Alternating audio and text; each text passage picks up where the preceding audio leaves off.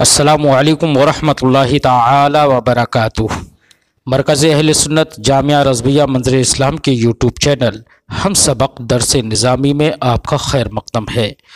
پیارے بچوں، آپ میں سے جنہوں نے اب تک ہمارے چینل کو سبسکرائب نہیں کیا ہے وہ ضرور سبسکرائب کر لیں اور اپنے ساتھیوں سے بھی شیئر کریں اور بیل آئیکن بھی ٹچ کر دیں تاکہ ہر اپلوڈ کی نوٹیفیکیشن آپ تک پہنچ سکے، اور اپنے ساتھیوں سے بھی شیئر کریں اور بات پسند آئے تو لائک بھی کریں۔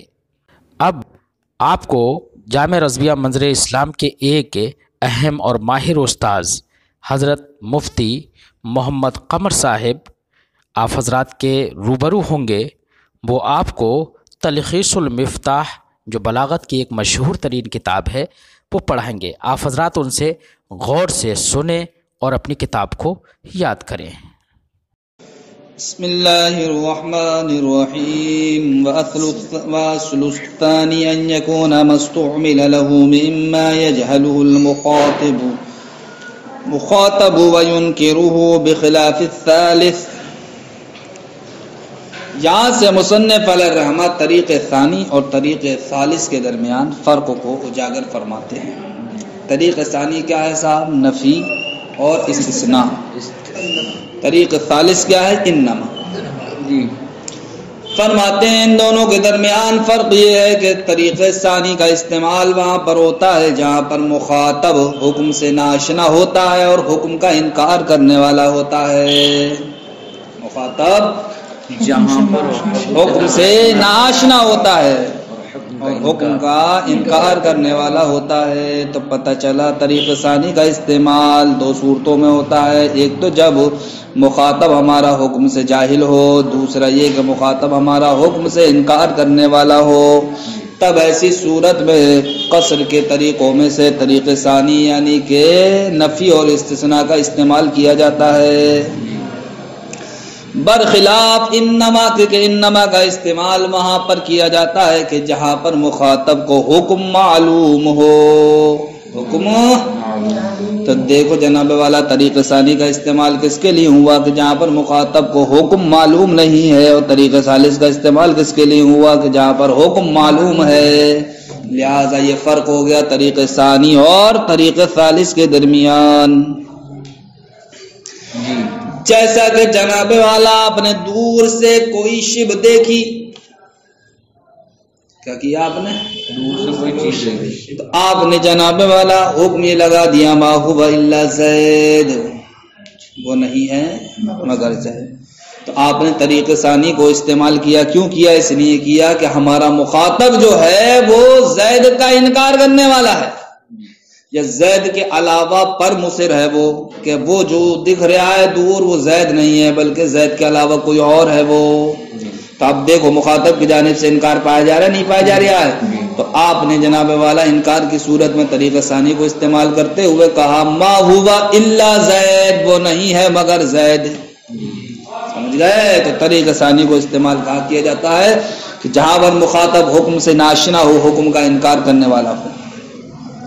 واصل الثانی دوسرے طریقے کی اصل دوسرے طریقے کی شرط یہ ہے کہ ان یکونا کہ وہ مستعمل له مما یجهله المخاطب، کہ طریق ثانی کا استعمال کیا جاتا ہے وہاں پر جہاں پر جناب والا مخاطب اس حکم سے ناشنا ہو، وینکرہ اور اس کا انکار کرنے والا ہو، بخلاف الثالث برخلاف طریق ثالث کے، جیسا کہ آپ کا قول اپنے صاحب کے لیے وقد رأیت شبہ من بعید، اور آپ جناب والا دور سے کوئی شبہ دیکھ چکے ہیں، تو کیا کہہ رہے ہیں؟ ما هو الا زید، وہ نہیں ہے مگر زید۔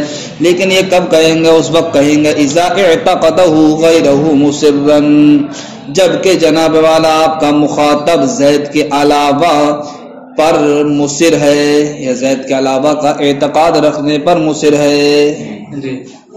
تو زید کے انکار کی صورت میں آپ نے کیا کہا؟ ما هو الا زید، اس لیے کہ انکار کے لیے نفی اور استثناء کا استعمال کیا جاتا ہے۔ کبھی کبھی جناب والا ایسا ہوتا ہے معلوم چیز کو مجہول کے درجے میں اتار دیا جاتا ہے کسی مناسب اعتبار کی وجہ سے، تو جناب والا اب ہمیں قصر کا طریقہ استعمال کرنا ہے، تو اب ہم کیا کریں گے؟ یہ تو معلوم تھا ہمیں کہ معلوم کے لیے انما کو استعمال کریں گے، لیکن مجہول کے لیے تو جناب والا ما اور وہی نفی اور استثناء کو استعمال کیا جاتا ہے. تو اب اس کے اندر ہے دونوں کنڈیشن ہے بھائی. اسے کیا حکم معلوم ہے لیکن اس معلوم کو مجہول کے درجے میں اتار لیا گیا ہے. تو اب کیا کرنا ہے ہمیں؟ جب مجہول کے درجے میں اتار لیا گیا ہے تو اب مجہول والا طریقہ ہی استعمال کیا جائے گا. کیا کیا جائے گا بھائی؟ طریقہ قصر میں سے ہم مجہول والا طریقہ استعمال کیا جائے گا. تو مجہول والا طریقہ کون سا ہے؟ وہی ہے نفی اور استثناء والا. نفی جیسا کہ جناب والا کہا گیا وما محمد الا رسول، محمد صلی اللہ علیہ وسلم نہیں ہے مگر رسول. تو بتاؤ کہ صحابہ کرام کو رسول ہونا معلوم نہیں تھا؟ لیکن وہ یہ سمجھتے تھے کہ جناب والا نبی کریم صلی اللہ تعالی علیہ وسلم کو ظاہری طور پر رخصت ہونا یہ ایک امر عظیم ہے. آپ رخصت نہیں ہوں گے، رسول ہیں. تو اب جو معلوم تھا آپ کو کہ جس طریقے سے دوسرے رسول بھی اس دنیا سے رحلت فرما کر تشریف لے گئے، ہمارے سرکار بھی چلے آئیں گے اس دنیا سے ظاہری طور پر، لیکن جناب والا بعض صحابہ کرام سرکار کے ظاہری طور پر دنیا سے جانے کو بڑا سمجھتے تھے کہ سرکار نہیں جائیں گے. سمجھ گئے؟ تو اب ان کے معلوم ہونے کو یعنی کہ اس سرکار کے ظاہری طور پر رخصت ہو جانے کے معاملے کو بڑا سمجھنا، اس کو انکار کے درجے میں یا عدم علم کے درجے میں اتار لیا. کے درجے میں اتار لیا، عدم علم کے درجے میں اتار لیا گیا، یعنی مجہول کے درجے میں اتار لیا گیا. اس لیے یہاں پر طریقہ ثانی نفی اور استثناء استعمال کرتے ہوئے فرمایا وما محمد الا رسول، یعنی کہ نبی کریم صلی اللہ تعالی علیہ وسلم تو رسول ہی ہیں. قد خلت من قبلہ الرسل، آپ سے پہلے بھی بہت سارے رسول گزر چکے ہیں. تو کیا وہ اس دنیا سے رخصت نہیں ہوئے؟ تو آپ کا رخصت ہونا یہ امر عظیم بات نہیں ہے، کوئی جس کو بڑا سمجھنے والی بات نہیں ہے. اب یہاں پر وہ جو صحابہ کرام باز تھے جو اس امر کو بڑا سمجھ رہے تھے، تو اب ان کے اس معلوم ہونے کو قاعدہ درجے میں اتار لیا، مجہول کے درجے میں اتار لیا. وقد ينزل المعلوم منزلۃ المجهول، کبھی کبھی معلوم کو مجہول کے درجے میں اتار لیا جاتا ہے اعتبار مناسب اعتبار کی وجہ سے. فیستعمل له الثانی، تو اب اس کے لیے طریقہ ثانی کو استعمال کیا جاتا ہے. تو اب آپ کہیں گے قصر افراد کے طریقے پر، جیسے کہ وما محمد الا رسول، یعنی کہ مقصور علی الرسالۃ، نبی کریم صلی اللہ تعالی علیہ وسلم کو کیا کر دیا گیا؟ گھیر دیا گیا کائے پر؟ وصف رسالت پر. لا يتعداها الى التوری من الہلاک، یعنی کہ نبی کریم صلی اللہ تعالی علیہ وسلم ہلاکت سے برات کی جانب، یعنی کہ دنیا سے ظاہری طور پر رخصت ہونے سے برات کی جانب متعدی نہیں ہوں گے، متعدی نہیں ہوں گے. تو نزل استعظامهم، تو صحابہ کرام کا نبی کریم صلی اللہ تعالی علیہ وسلم کا ظاہری طور پر دنیا سے رخصت ہونے کو بڑا سمجھنا منزلۃ انکارہم ایاہ، ان کے انکار کے درجے میں اتار لیا گیا. اس لیے یہاں پر طریقہ ثانی کو استعمال کیا گیا. یا قلب کے طور پر آپ کہیں گے ان انتم الا بشر مثلنا، تو یہاں پر بھی دیکھو طریقہ ثانی کو استعمال کیا گیا ہے کہ نفی اور استثناء کو لایا گیا ہے. کیوں لایا گیا ہے صاحب؟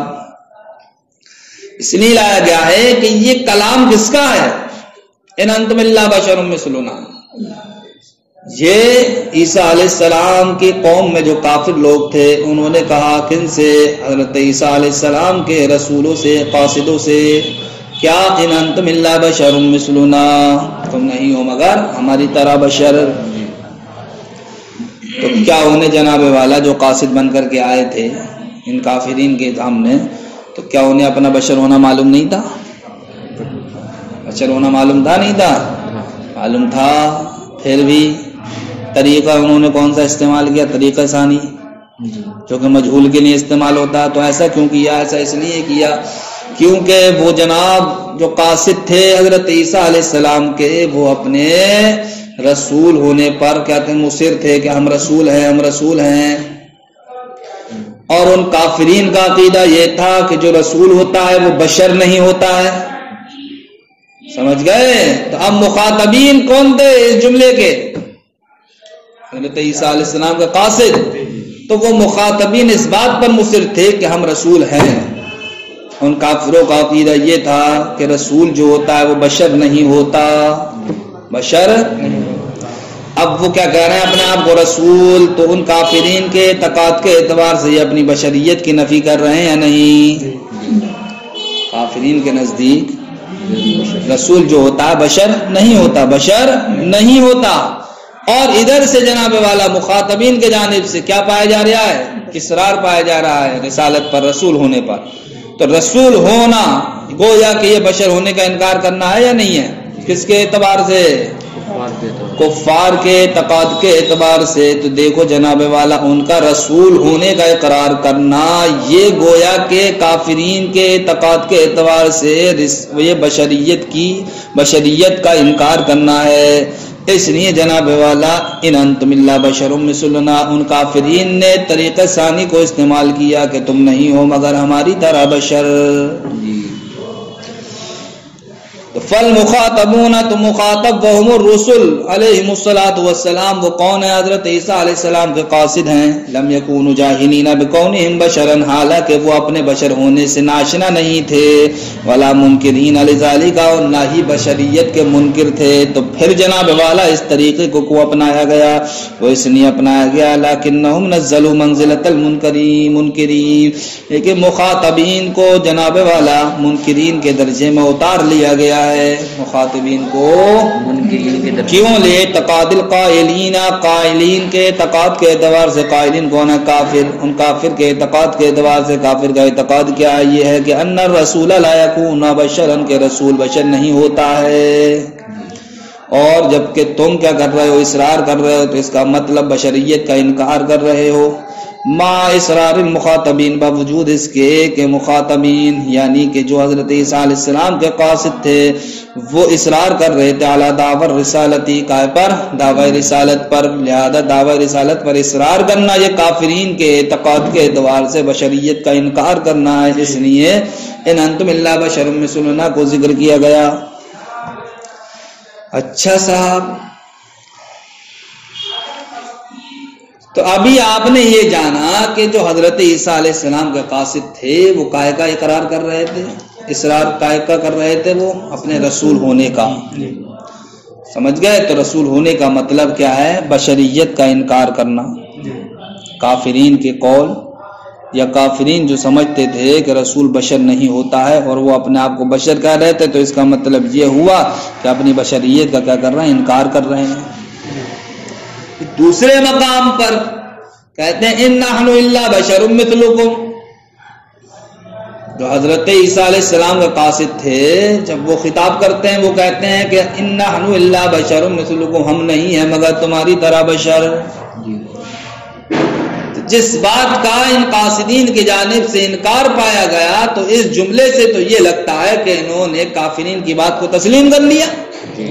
کافرین بھی تو یہی کہہ رہے تھے کہ تم نہیں ہو مگر ہماری طرح بشر، اور آگے چل کے آپ نے بھی یہ کہہ دیا کہ ہم تمہاری طرح بشر ہیں، تو یہ تو کافرین کی بات کو مان لینا ہوا۔ کافرین کی بات کو، تو اس کا جواب یہ دے رہے ہیں کہ یہ کافرین کی بات کو مان لینے کے قبیل سے نہیں ہے، بلکہ یہ باب مجارات قسم سے ہے۔ کیسے ہے یہ؟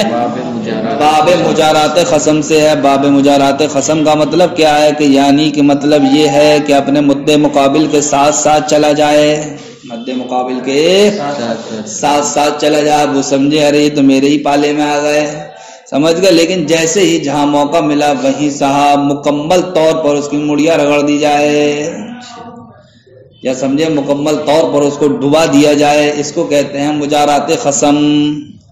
تو ابھی جناب والا یہ جو حضرت عیسیٰ علیہ السلام کے قاصد تھے یہ ابھی کافرین کے گویا کے ساتھ ساتھ چل رہے ہیں، ان کے وہم و گمان کے اعتبار سے جہاں موقع ملے گا وہیں کھٹیا کھڑی کر دی جائے گی ان کی۔ تو یہ کافرین کی بات کو تسلیم کرنا نہیں ہے بلکہ یہ باب مجارات قسم سے ہے، اور باب مجارات قسم کے لیے ضروری ہے کہ گویا کے مد مقابل کے کچھ دیر ساتھ ساتھ چلا جائے۔ تو ساتھ ساتھ چلنے کے لیے کیا کہا؟ ان نحن الا بشر مثلکم۔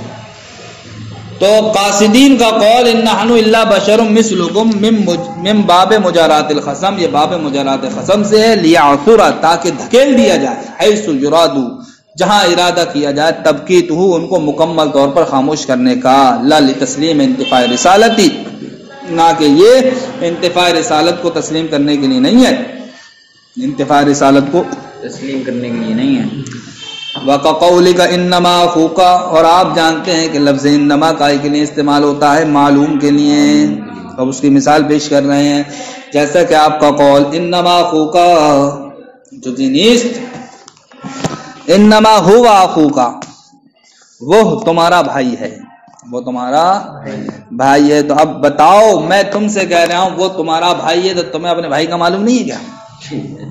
معلوم ہے، پھر بھی میں تم سے کہہ رہا ہوں تمہارا بھائی ہے وہ، اور انما کے ذریعے سے کہہ رہا ہوں، تو اس سے پہلے تو ہمیں یہ بات پتہ چل گئی کہ لفظ انما کا استعمال وہاں ہوتا ہے جہاں پر حکم کیا ہو، معلوم ہو، پھر بھی کیوں کہا جا رہا ہے انما کے ذریعے، حصر کیوں دکھایا جا رہا ہے بھائی؟ اس لیے دکھایا جا رہا ہے تاکہ جناب والا آپ غصے میں ہو اور اپنے بھائی کو مارنے کے در پہ ہو، ٹھیک، ایسے ٹائم پہ آپ اپنے غصے کو دیکھو گے، نہ کہ اس رشتے کو دیکھو گے جو جس رشتے میں تم دونوں جڑے ہوئے ہو۔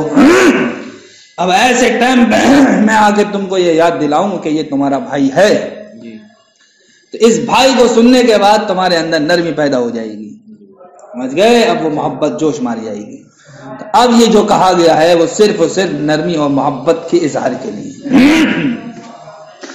اور جیسے آپ کا قول انما ہوا اخوک، انما ہوا اخوک جزئی نیز، وہ تمہارا بھائی ہے، لمن یعلم ذلک، اس سے جو کہ جانتا ہے، کیوں؟ ویقر بہ، تاکہ اس کے ذریعے سے جو جانتا ہے ویقر بہ، اور اس حکم کا اقرار کرنے والا ہو، قرر یقر، ویقر بہ، اور اس کا اقرار کرنے والا ہو، ویقربہ مت پڑھ لیو، اس کا اقرار کرنے والا ہو۔ وانت ترید، آپ نے ایسا کیوں کہا؟ اس بات کو چاہتے ہوئے کہ ان ترققہ علیہ، کہ وہ اس پر کیا کرے؟ نرمی برتے۔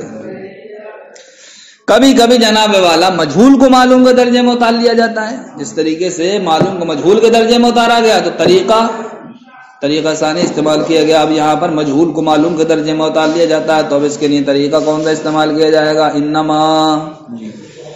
کیوں جناب والا مجہول کو معلوم کے درجے میں اتارا جاتا ہے؟ اس لیے اتارا جاتا ہے کہ متکلم اپنے حکم کے ظہور کا دعویٰ کرنا چاہتا ہے، یعنی کہ میرا معاملہ ایسا نہیں ہے جو چھپ جائے ڈھک جائے، بلکہ میرا معاملہ تو بالکل واضح امر کی طرح ہے، جو چھپنے والی چیز نہیں ہے۔ جیسا کہ منافقین کہتے تھے انما نحن مصلحون، زمین میں ہم ہی تو اصلاح کرنے والے ہیں، حالانکہ ان کی اصلاح کیا ہے؟ مجہول ہے۔ اصلاح میں مشہور و معروف ہے وہ نہیں، اصلاح مجہول ہے۔ تو انہوں نے مجہول چیز کو معلوم کے درجے میں کیوں اتارا؟ اس لیے اتارا جناب والا تاکہ وہ اس بات کو ظاہر کر دیں کہ ہماری اصلاح امر مخفی میں سے نہیں ہے، بلکہ ہماری اصلاح ایسا امر واضح ہے جو بالکل روشن ہے۔ تو یہاں پر اصلاح کے ظہور کا دعویٰ کرنا چاہتے ہیں، اس لیے مجہول کو معلوم کے درجے میں اتار دیا گیا۔ یہی وجہ ہے کہ وہ اس کلام کے ذریعے سے کیا کرنا چاہ رہے تھے؟ ظہور کا دعویٰ کرنا چاہ رہے تھے۔ تو جتنا انہوں نے پرزور طریقے سے ظہور کیا، اتنا ہی اللہ رب العزت نے ان کا پرزور طریقے سے رد کیا اور فرمایا الا انہم هم المفسدون، خبردار یہی لوگ فساد کرنے والے ہیں، یہی لوگ۔ تو دیکھو الا حرف تنبیہ ہے یا نہیں، کائے کے لیے آتا ہے؟ یہ اپنی بات کو پرزور کرنے کے لیے۔ پھر دیکھو جناب والا انا لے کر کے آئے جو تحقیق پر دلالت کرتا ہے، اور پھر جناب والا دو ضمیریں ہیں یہاں پر، اور پھر جناب والا جملہ اسمیہ لے کر کے آئے جو استمرار پر دلالت کرتا ہے۔ کتنی طریقے سے اللہ رب العزت نے کلام کو موقت کر کے پیش کیا تاکہ ان کا رد ہو جائے، کس کا؟ کہ وہ جو اپنے اصلاح کے ظہور کا دعویٰ کر رہے ہیں۔ وقد ينزل المجهول منزلة المعلوم، کبھی کبھی جناب والا مجہول کو معلوم کے درجے میں اتار لیا جاتا ہے لادعاء ظہورہ، اس کے ظہور کے دعویٰ کرنے کی وجہ سے۔ فیستعمل له الثالث، تو اب اس کے لیے طریقہ ثالث کو استعمال کیا جاتا ہے، جیسے کہ منافقین نے کہا انما نحن مصلحون، تو انہوں نے ظہور کا دعویٰ کیا، اسی لیے جناب والا اللہ رب العزت نے ارشاد فرمایا الا انہم هم المفسدون، یہ اسی وجہ سے الا انہم هم المفسدون آیا لرد علیہم، منافقین کا رد کرنے کے لیے، مؤکدن بما ترى، تاکید کے طریقے پر، جیسا کہ آپ دیکھ رہے ہیں کتنے پرزور طریقے سے اللہ رب العزت نے تاکید فرمائی ہے۔ السلام علیکم۔